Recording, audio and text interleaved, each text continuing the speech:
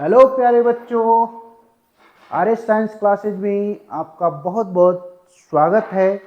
और रात्रि को बज चुके हैं 11 और मैं आ चुका हूं एक नया वीडियो लेकर, जो कि एग्ज़ाम के पॉइंट ऑफ व्यू से और कंपटीशन के एग्ज़ाम के पॉइंट ऑफ व्यू से दोनों जगह ये बहुत ही इम्पोर्टेंट रोल प्ले करता है। एक लॉन्ग क्वेश्चन, जैसे कि आप अभी सीबीएसई बोर्ड का एग्ज़ाम होगा उसमें भी बनेगा, और इससे न्यूमेरिकल और लॉजिकल क्वेश्चन आईआईटी, जेई और नीट में भी क्वेश्चन पूछे जाते हैं। तो ये एक बहुत ही प्यारा और बहुत ही अच्छा टॉपिक है, जिसके विषय में हम पूरा फुल्ली क्लियर आपका कॉन्सेप्ट मतलब कॉन्सेप्ट टोटली क्लियर कर देंगे।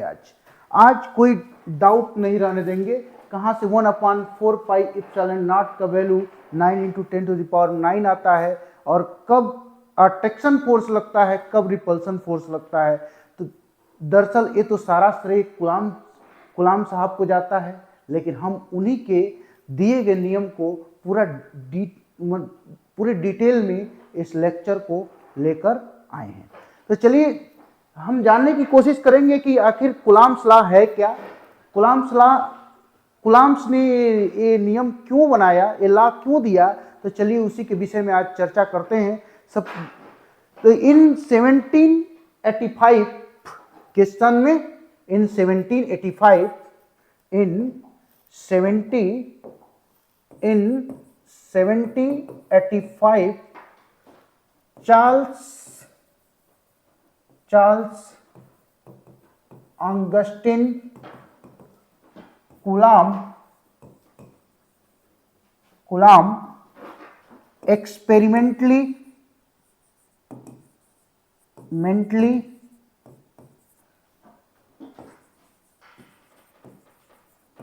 measured a force between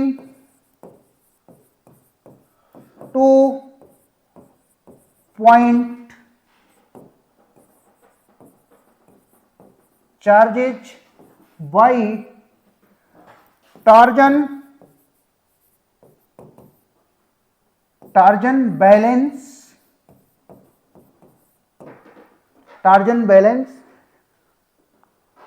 in 1785 Charles Augustine Coulomb experimentally measured a force between 2 point charges by Tarzan balance. According to Coulomb's states that, now once again here you can focus on this topic. Coulomb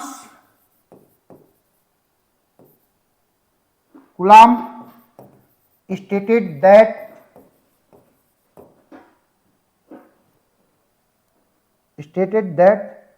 the force exerted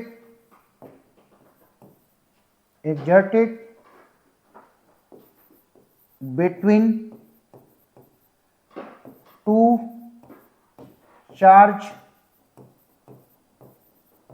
particle to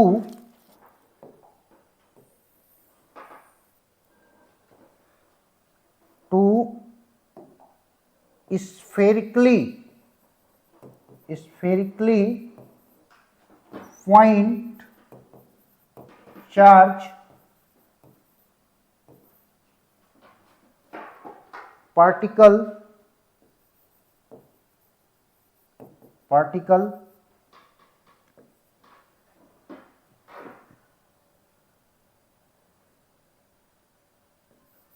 is directly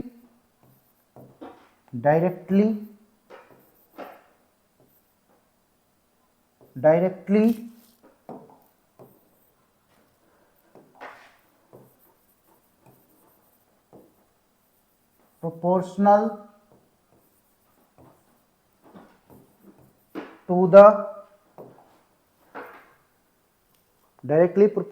to the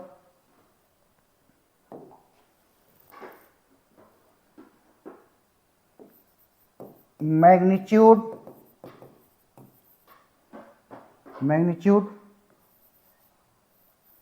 of product of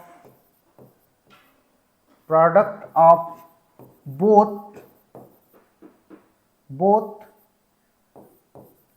charge particle directly proportional to the magnitude of product of both charge particle and inversely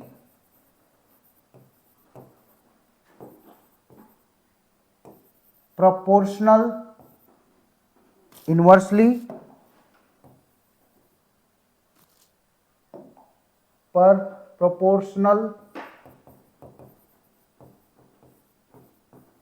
to the inversely proportional to the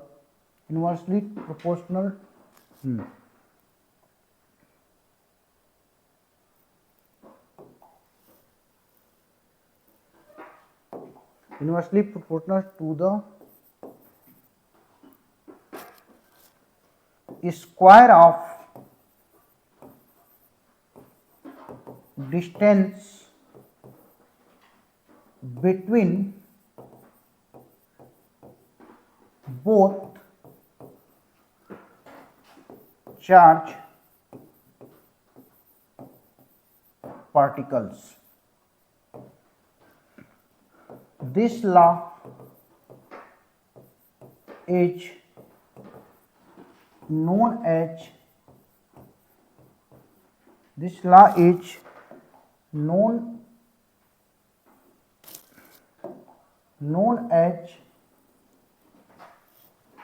Coulomb's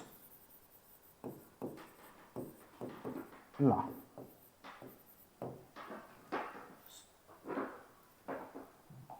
Suppose we have two charged particles.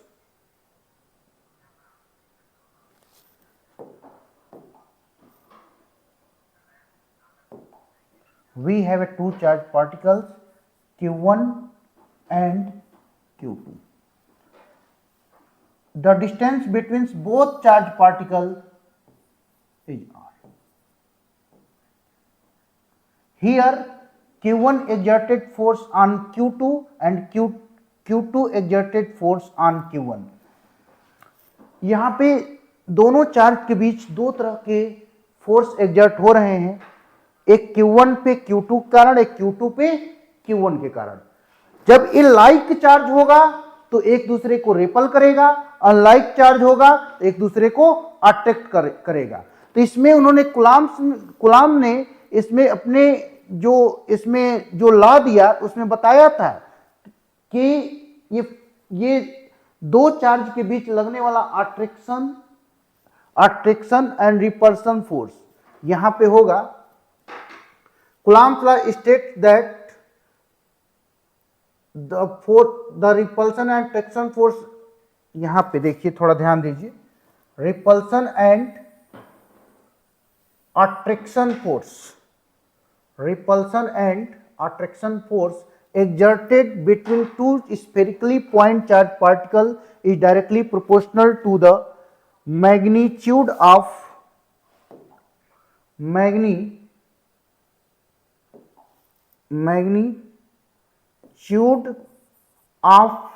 product of both charged particle and inversely proportional to the square of distance between both charged particles. This law is known as Coulomb's law.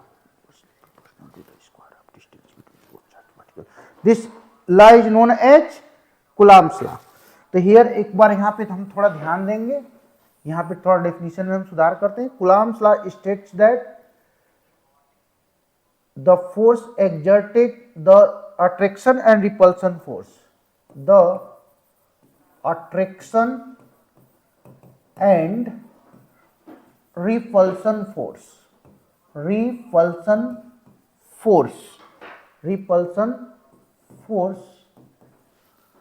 between two spherically point charged particle is directly proportional to the magnitude of product of both charged particles and inversely proportional to the square of distance between both charged particles. This law is known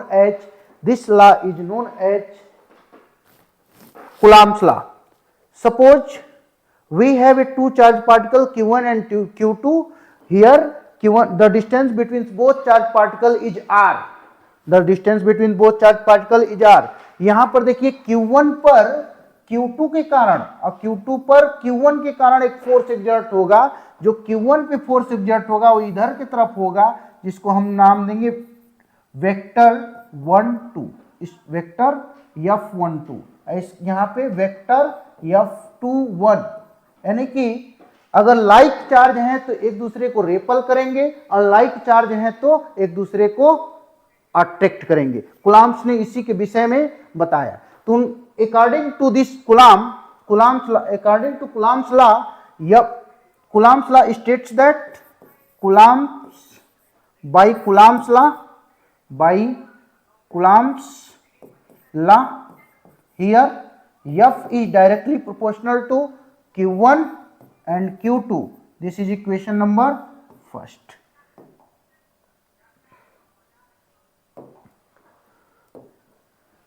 And Coulomb's law states that the attraction and repulsion force exerted between two spherical charged particles is directly proportional to the product of magnitude of product of both charged particles and inversely proportional to the distance between both charged particles. This is equation number 2. Now merging on both equation, then we have to find out here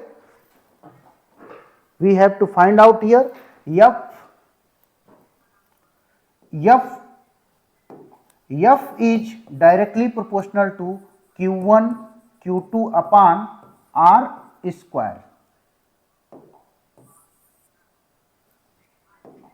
Q1 Q2 upon R square. देखिए यहां पर थोड़ा ध्यान देंगे, just listen me.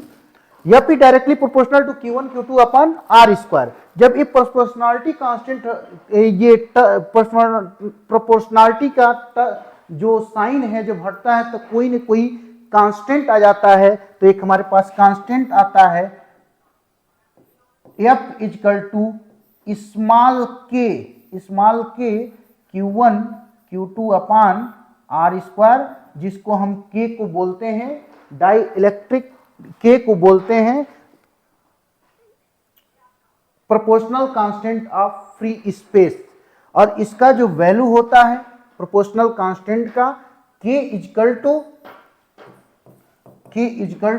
1 upon 4 pi epsilon naught, जहां epsilon naught tending to permittivity of free space, permittivity of free space. ये क्या होता है बच्चों? Permittivity of free space, permittivity of free space.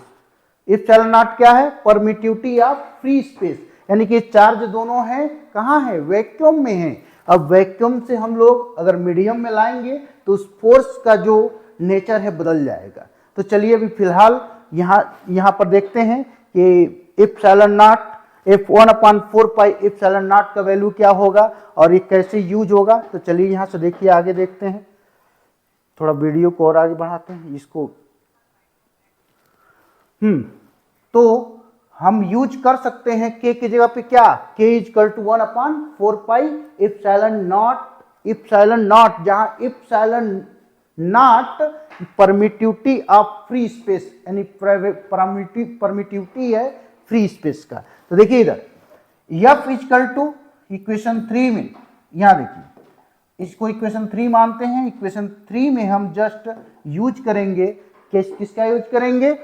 K equal to 1 upon 4 pi epsilon naught. तो F equal to 1 upon 4 pi epsilon naught Q1 Q2 upon R square, Q1 Q2 upon R square. इसका भी unit क्या होगा बच्चों? Newton होगा। क्या होगा? Newton. ये कहीं भी, चाहे कोई भी फोर्स लगे, चाहे ग्रेविटेशनल फोर्स हो, चाहे ये इलेक्ट्रोस्टैटिक फोर्स हो, चाहे न्यूक्लियर फोर्स हो, कहीं भी जब फोर्स की बात आती है तो वहां पर एक यूनिट आ जाता है न्यूटन, क्योंकि सबसे पहले फोर्स के बारे में यानी फोर्स को डिफाइन कौन किया था, फोर्स और मोशन को डिफाइन किया था सर आइजैक न्यूटन। तो चलिए अब आगे देखते हैं 1/4 पाई एप्सिलॉन नॉट का वैल्यू 1/4 पाई एप्सिलॉन नॉट का वैल्यू कैसे फाइंड करेंगे। तो देखिए इधर, तो 1/4 पाई एप्सिलॉन नॉट एक क्या है, कांस्टेंट है।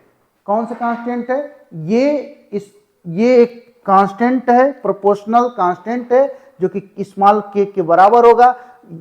Small k is equal to 1/4 pi epsilon naught, जहां epsilon naught permittivity of free space, जहां epsilon naught permittivity of free space है। चलिए देखिए इधर, अब 1/4 पाई एप्सिलॉन नॉट का वैल्यू कहां से आता है, तो इसके विषय में हम जानेंगे और टार्जन बैलेंस आपको बताएंगे, जिसको गुलाम साहब ने बाकायदा यूज किया। टार्जन बैलेंस क्या होता है, चलिए तो पहले तो हम जानेंगे 1/4 पाई एप्सिलॉन नॉट का वैल्यू क्या होता है। बहुत सारे बुक में इसके विषय में नहीं बताया गया, डायरेक्ट इसकी वैल्यू लिख दी जाती है, लेकिन हम आपको बताएंगे कि 1/4 पाई एप्सिलॉन नॉट का वैल्यू कहां से आता है।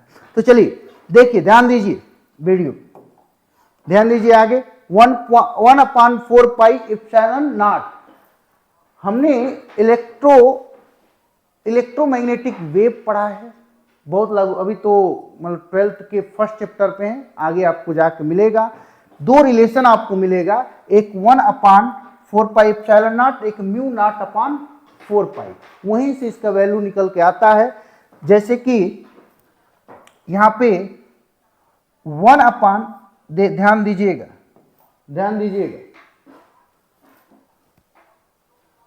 1/म्यू नॉट इंटू एप्सिलॉन नॉट का वैल्यू होता है सी स्क्वायर। अब 1/4 पाई एप्सिलॉन नॉट का वैल्यू कहां से आता है, इसके विषय में हम आपको बताएंगे। जहां सी है लाइट, स्पीड ऑफ लाइट, और म्यू नॉट है, म्यू नॉट भी परमिटिविटी ऑफ मैग्नेटिज्म है, मतलब मैग्नेट के बीच का जो लगने वाला एक प्रकार का ये उसकी परमिटिविटी है, किसकी, मतलब मैग्नेट की, म्यू नॉट और एप्सिलॉन नॉट। हमारा वर्क ये है कि इसका वैल्यू 1/4 पाई एप्सिलॉन नॉट का वैल्यू कहां से आता है। तो जस्ट यहाँ पे ध्यान दीजिएगा, ये बहुत ही इंपॉर्टेंट है। कोई भी टीचर, चाहे कोई भी बुक, किसी भी बुक में आप इसका वैल्यू 1/4 पाई का 4 पाई एप्सिलॉन नॉट का वैल्यू डायरेक्ट पाएंगे 9 × 10⁹, लेकिन हम आपको आज बता रहे हैं कि इस कांस्टेंट का वैल्यू कहां से आता है। चूंकि एक जब हम मैग्नेटिज्म में एक रिलेशन है म्यू नॉट अपॉन 4 पाई, जिसका वैल्यू होता है 10⁻⁻⁷ और म्यू नॉट इक्वल टू होता है क्या, म्यू नॉट इक्वल टू क्या होगा, 4 pi into 10⁻⁻⁷, mu naught equal to 4 pi into 10⁻⁷। अब यहां से आगे देखेंगे इसका यूज कैसे होगा, कैसे आखिर 9 × 10⁹ तो हवा में उड़ के आया नहीं, एयर से कहीं से उड़ के तो आया नहीं है, इसका उपयोग हम लोग देखेंगे कहां से होगा इसका। और जहां देखिए यहाँ पे c जो है वेलोसिटी ऑफ लाइट है, c क्या है, वेलोसिटी ऑफ लाइट है। देखिए इधर म्यू नॉट की जगह क्या यूज करेंगे, 4 पाई इंटू 10⁻⁷, तो 1/, यहां से देखेंगे 1/, म्यू नॉट की जगह क्या लिख सकते हैं, म्यू नॉट अपॉन 4 पाई का वैल्यू 10⁻⁻⁷, तो म्यू नॉट का वैल्यू 4 पाई इंटू 10⁻⁷। तो यहां पर देखेंगे म्यू नॉट का वैल्यू कितना, म्यू नॉट का वैल्यू है आपका 4 पाई इंटू 4 पाई इंटू 10⁻, कितना, 4 pi into 10⁻⁻⁷ into epsilon equal to c square. ये ध्यान दीजिएगा, यहाँ यही से हमको जानना है कि इसका वैल्यू कितना होगा। तो चलिए देखते हैं, 10⁻⁻⁷ का उधर मल्टीप्लाई करेंगे तो 1/4 pi epsilon naught equal to c square into 10⁻⁻⁷। Here c is speed of light. The value of speed of light is here. c is equal to 3 into 10 to the power 8 metre per second. तो हम c की जगह क्या use कर सकते हैं? c की जगह हम यूज कर सकते हैं क्या? c की जगह हम यूज कर सकते हैं, यहां से देखिएगा, c की जगह यूज कर सकते हैं 3 into 10 to the power 8,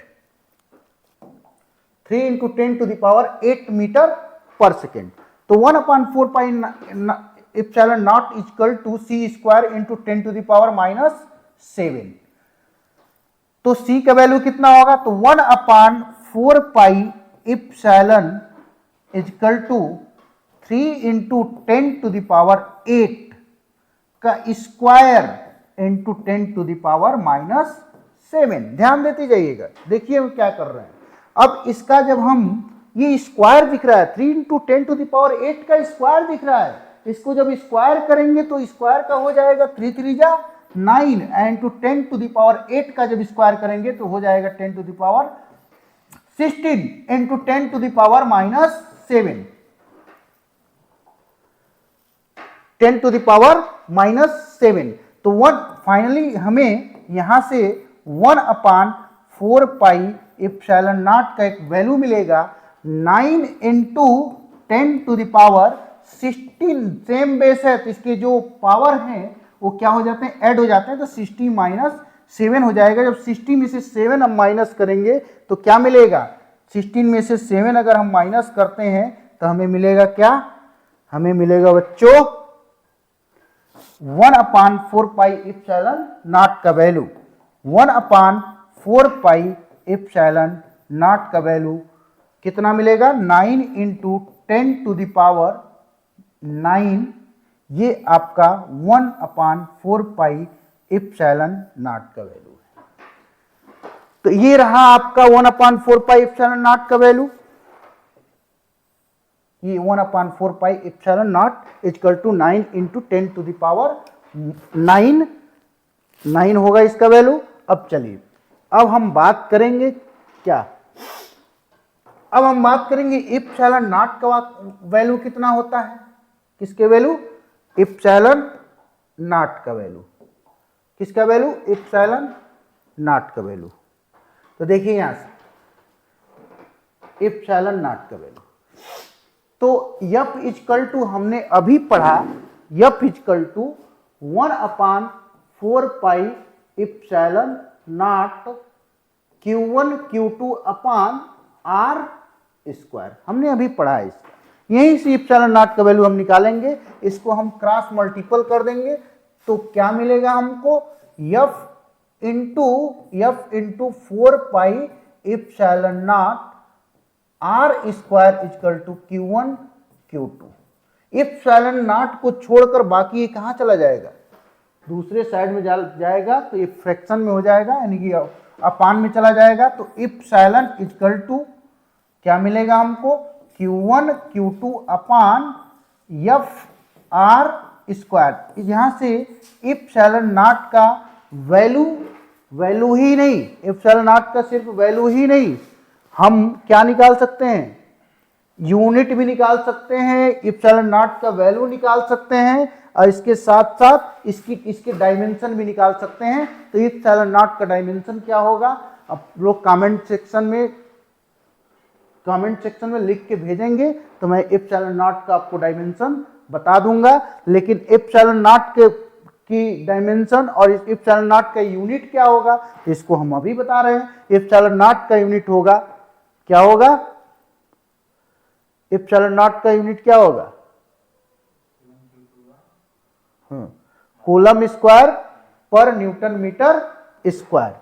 Q1 Q2 4 pi epsilon naught 4 pi F Q1 Q2 upon R square, epsilon naught Q1 Q2 upon FR square. तो एप्सिलॉन नॉट का जो बीमा होगा वो क्या होगा? डायमेंशन होगा, क्या होगा? डायमेंशन भी निकल जाएगा और इसका यूनिट भी निकल जाएगा। Coulomb square Newton coulomb square per newton metre square. ये एप्सिलॉन नॉट का क्या है? यूनिट है। कूलम कूलम स्क्वायर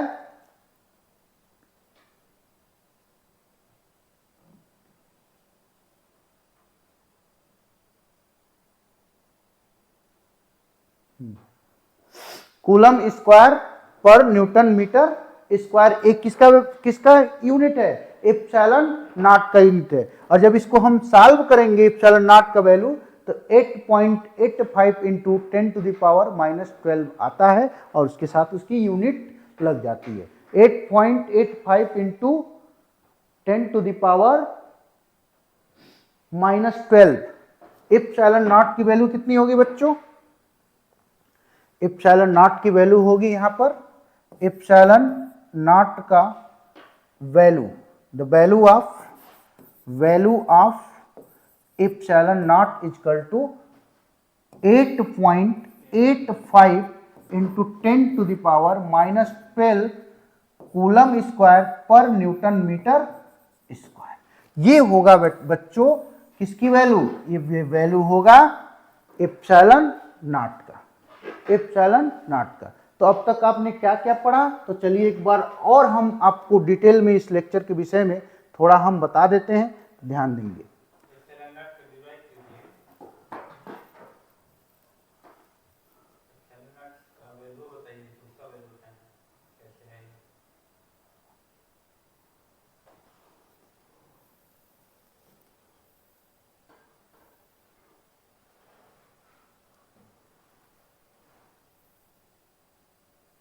हाँ देखिए एक बार और पुनः ध्यान से देखेंगे, हम पुनः इसके विषय में बता रहे हैं, ध्यान से ध्यान देंगे क्या कूलाम साहब ने कहा था।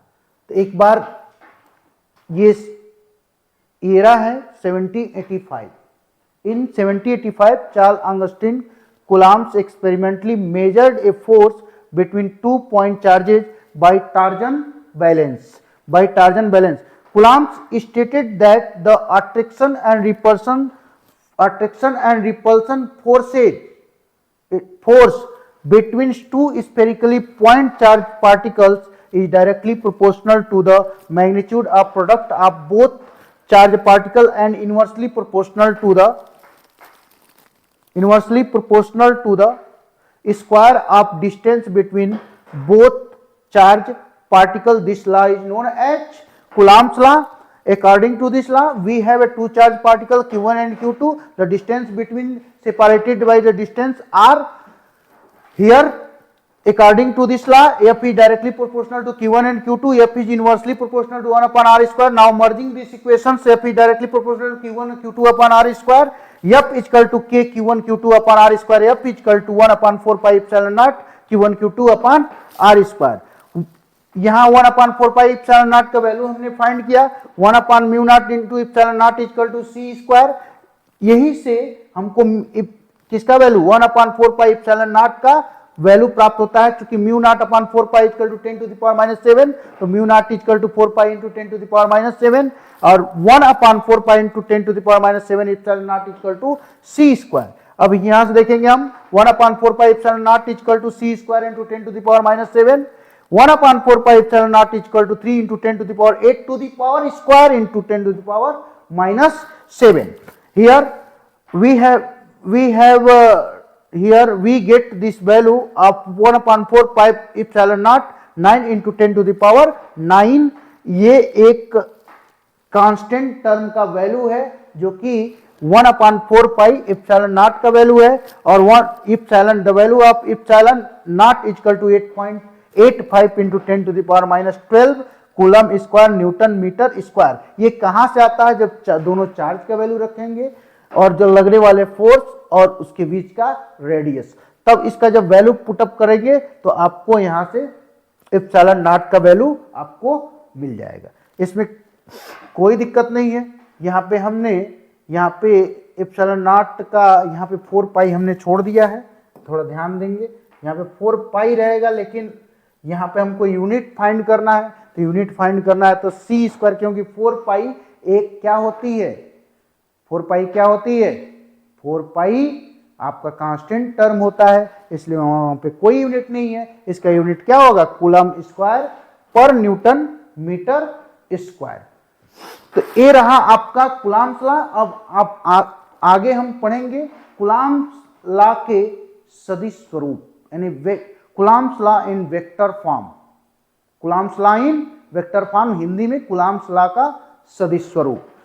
इससे पहले एक टर्म और जानेंगे, जब पार्टिकल वैक्यूम में होगा तब क्या होगा, जब पार्टिकल मीडियम में होगा तब उस पर किस तरह से फोर्स एक्सर्ट करेगा। तो चलिए इसके विषय में भी थोड़ा जान लेते हैं। रिलेटिव परमिटिविटी, वो टर्म क्या है अगला, रिलेटिव परमिटिविटी। थोड़ा गले में खराश आ रहा है। रिलेटिव परमिटिविटी के बारे में जानेंगे हम लोग थोड़ा।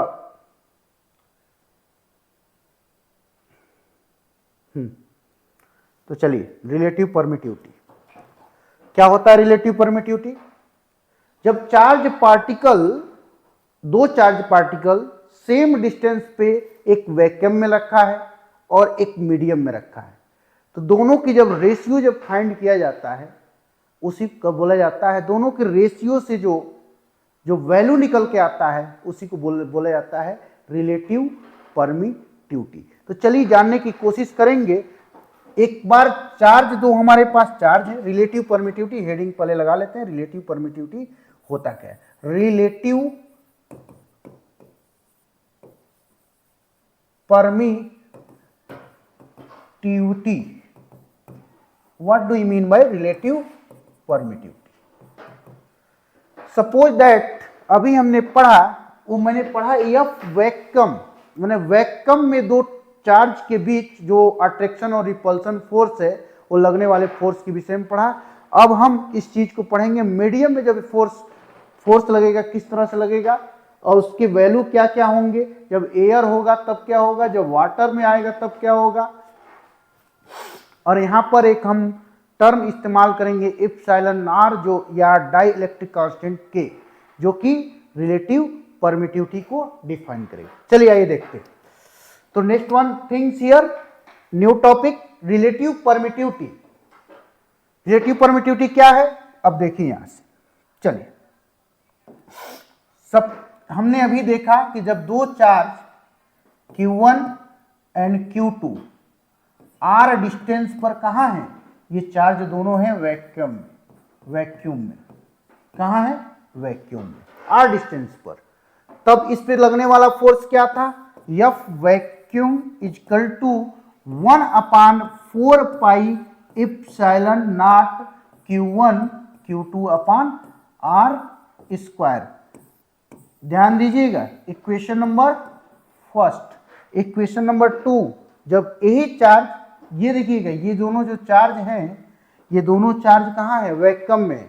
और जब यही चार्ज जब मीडियम में लाए जाते हैं तो एफ मीडियम क्या हो जाएगा हम प्यारे बच्चों, तो एफ मीडियम हमें प्राप्त होगा।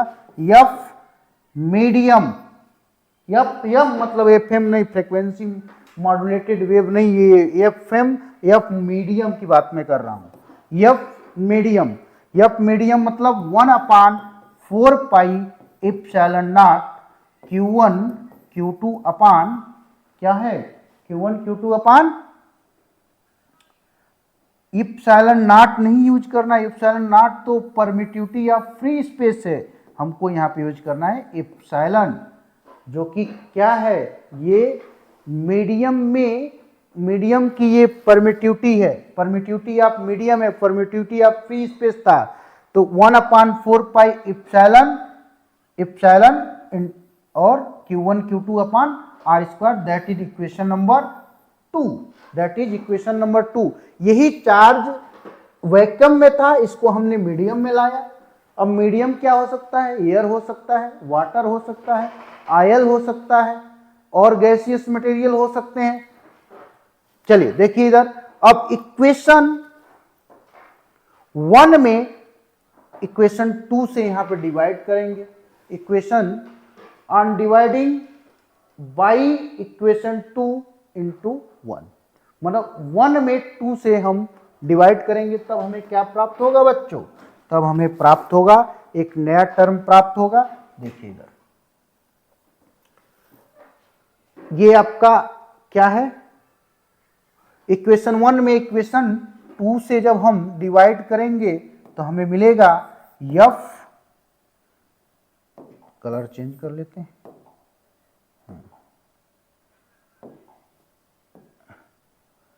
F vacuum upon F medium, F vacuum upon F medium is equal to 1 upon 4 pi epsilon naught Q1 Q2 upon R square upon 1 upon 4 pi epsilon Q1 Q2 upon R square. देखिए ये epsilon है, epsilon not है, ये 4 पाई से 4 pi cancel, Q1 Q2 से Q1 Q2 cancel, R square से R square cancel. अब हमको मिला यहाँ पर, क्या मिला यहाँ पर, तो चलिए देखते हैं।